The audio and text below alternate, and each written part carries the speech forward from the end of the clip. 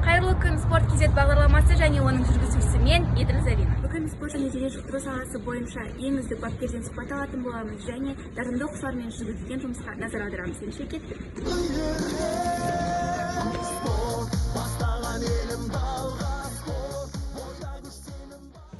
Сәлеметсіз бе, Бауыржан Сержанова? Бір-екі сұрақ қоя кетсем. Қазіргі таңда қандай спорт түрлерімен айналысып жатырсыздар?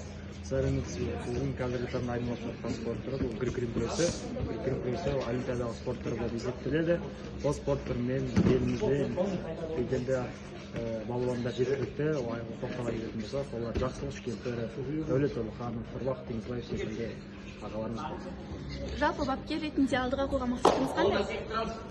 Оқушылар арасында салауатты өмір салтын насихаттай отырып, оқушылардың дарынын пайдалана отырып, жеке дара тұлға ретінде қалыптасуына өзіміздің әсерімізді тигізу.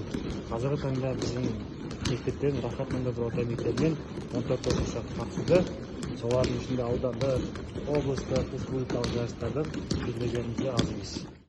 Олай болса, грек-рим күресіндегі бір-екі жаттығуды көрсе қалай болады екен? Әрине. Грек-рим күресінен көп тараған әдістің бірі ол кеудеден асырып лақтыру.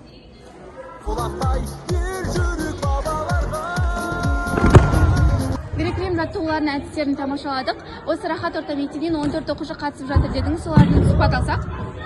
Иә, біздің мектептен қазіргі балуандардың ішіндегі ең жасы ол Исмаил Дәулет, республикалық, облыстық, аудандық кластардың бірнеше дүркін жеңімпазы.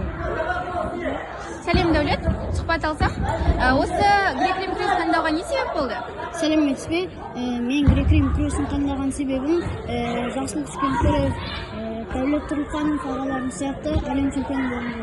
Неге осы спортты таңдадың? Өйткені бұл спортты алдында менің ағам қатысып бастады, артынан мен қатысып қалдым. Жауабыңа рахмет.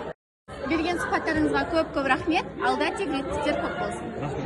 Сіздермен бірге спорт кезет бағдарламасында болған Емелші Қазақ ауданының ең үздік дене шынықтыру мұғалімі және Алматы облысының жас мамандар сайысының жеңімпазы Бауыржан Сержанова. Назарларыңызға рахмет. Сау болыңыздар.